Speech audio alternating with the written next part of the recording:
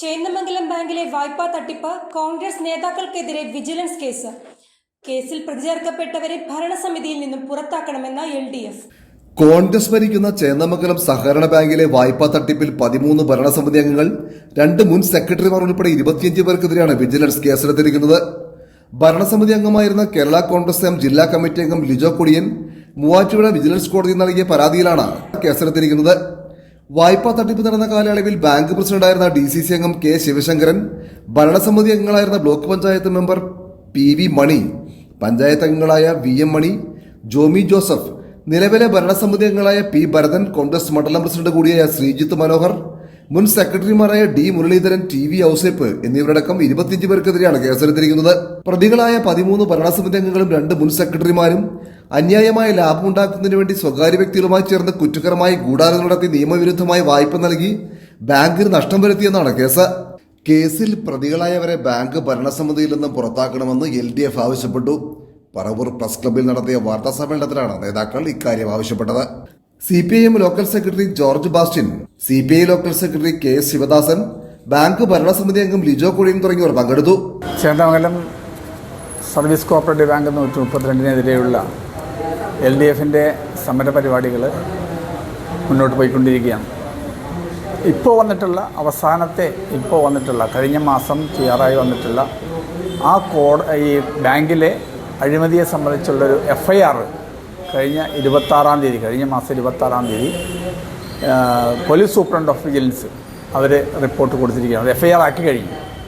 ആ FIRൽ പഴയതായ 13 ഭരണസമിതി അംഗങ്ങൾ, പ്രസിഡന്റും വൈസ് പ്രസിഡന്റ് അടക്കമുള്ള ഭരണസമിതി അംഗങ്ങൾ 13 പേര്, കൂടാതെ 2 മുൻ സെക്രട്ടറിമാർ, ബാക്കി ഒരു 10 പേരോളം സ്വകാര്യ വ്യക്തികളുടെയും പേരിലാണ്, 25 പേരുടെ പേരിലാണ് അവർ കുറ്റവാളികളാണെന്ന് നിശ്ചയിച്ചുകൊണ്ടുള്ള ഒരു FIR ഇപ്പോൾ ഇട്ടിരിക്കുന്നത്. ഇതുമായി ബന്ധപ്പെട്ട് ഇത് 2022 കേസുമായി ബന്ധപ്പെട്ടാണ്. ആ ബാങ്കിൽ നടന്നിട്ടുള്ള സ്ഥലം അത് മറച്ചു വയ്ക്കുന്ന സ്ഥിതിവിശേഷവും, അതുപോലെ തന്നെ നിലം കാറ്റഗറിയിലുള്ള ഒരു സ്ഥലത്തെ അത് ജപ്തി ചെയ്യാൻ പാടില്ല, അതുപോലെ അത് വിൽപ്പന നടത്താൻ പാടില്ല, കൈമാറ്റം ചെയ്യാൻ പാടില്ല എന്നുള്ളൊക്കെ നിയമം നിലനിൽക്കുമ്പോഴാണ് ആ സ്ഥലം 2,25,00,000 രൂപ വാല്യൂ നിശ്ചയിച്ചിട്ട് അത് 2 കോടി അതിൻ്റെ പേരിൽ വായ്പ നൽകുന്ന ഒരു സ്ഥിതി. ആ ഒരൊറ്റ കേസിലാണ് ഇപ്പോൾ FIR വന്നിട്ടുള്ളത്. അതിനുശേഷം നമ്മുടെ സഹകരണ വകുപ്പ് ജോയിൻറ്റ് രജിസ്ട്രാർ ഇട്ടിട്ടുള്ള ഉത്തരവ് പ്രകാരം 20 കോടി രൂപയാണ് അവിടെ നഷ്ടം സംഭവിച്ചിട്ടുള്ളത്. ആ 20 കോടി രൂപയോളം ഈ പറയുന്ന 13 ബോർഡ് നമ്മുടെ കമ്മിറ്റി മെമ്പർമാരിൽ നിന്ന് ഈടാക്കാൻ വേണ്ടി സർചാർജ് ചുമത്തിയിട്ടുണ്ട്. അതിനുശേഷം എന്നുള്ള ഡിപ്പാർട്ട്മെൻറ്റാണ്. ഇപ്പോൾ ആ ഡിപ്പാർട്ട്മെൻറ്റ് കൊടുത്തിട്ടുള്ള അന്നത്തെ ആ റിപ്പോർട്ട് അത് വിജിലൻസിന് കൈമാറുകയും വിജിലൻസ് ഒരു അന്വേഷണം നടത്താൻ വേണ്ടിയിട്ട് വിജിലൻസ് സൂപ്രണ്ട് ഓഫ് പോലീസിന് കൊടുക്കുകയും ചെയ്തു. സൂപ്രണ്ട് ഓഫ് പോലീസ് എന്ത് ചെയ്തു? അത് പഠിച്ച് അതിൻ്റെ അന്വേഷണം നടത്തുകയും അത് ശരിയാണെന്ന് ബോധ്യപ്പെട്ടുകൊണ്ടാണ് ഈ 25 പേരടങ്ങുന്നവരുടെ കുറ്റവാളികളായി നിശ്ചയിച്ചിട്ടുള്ള ഒരു FIR ഇട്ടിട്ടുള്ളത്. പ്രിവെൻഷൻ ഓഫ് കറപ്ഷൻ ആക്റ്റാണ്. ആ ആക്ടിൻ്റെ ബേസിൽ 409 അതേപോലെ 120B ചേർന്നിട്ടുള്ള 2 കുറ്റങ്ങളാണ് ഇവരിലെതിരെ ചുമത്തിയിട്ടുള്ളത്. ഈ 2 കുറ്റങ്ങൾ വെച്ച് നോക്കുമ്പോൾ 409 എന്ന് പറയുന്നത് പൊതുപ്രവർത്തകന് അഴിമതിയും അതുപോലെ അവർ നടത്തിയിട്ടുള്ള കുറ്റമാണ്. മറ്റൊന്നുള്ളത് അതിനുവേണ്ടി നടത്താൻ വേണ്ടി കൂടുനിന്ന ആളുകളെ ഉൾപ്പെടുത്തിയിട്ടുള്ള 2 നിയമങ്ങൾ കോട്ട് ചെയ്തിട്ടാണ് ഇപ്പോൾ FIR ഇട്ടിട്ടുള്ളത്.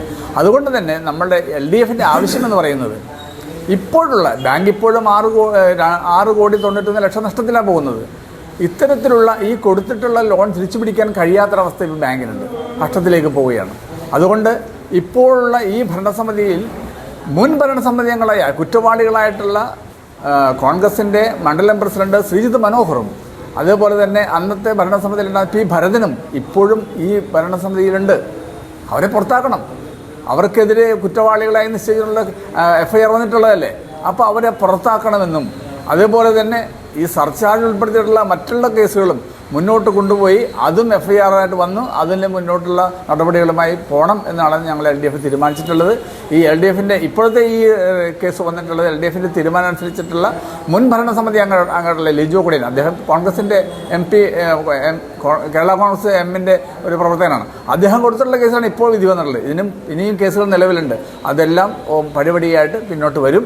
അപ്പോൾ LDFന്റെ ആവശ്യം ഇപ്പോൾ നിലവിലുള്ള ഈ ഭരണസമിതി അംഗങ്ങൾ ശ്രീജിത്ത് മനോഹറും പി ഭരതനും രാജിവെച്ച് പുറത്തു പോവുകയും അതോടൊപ്പം തന്നെ പൊതുപ്രവർത്തകരായിട്ടുള്ള മറ്റ് ആളുകൾ ബാക്കി 11 പേരുണ്ട്, അവരെല്ലാവരും തന്നെ പൊതുപ്രവർത്തനത്തിൽ നിന്ന് മാറി നിൽക്കണം എന്നാണ് LDFന്റെ ആവശ്യം.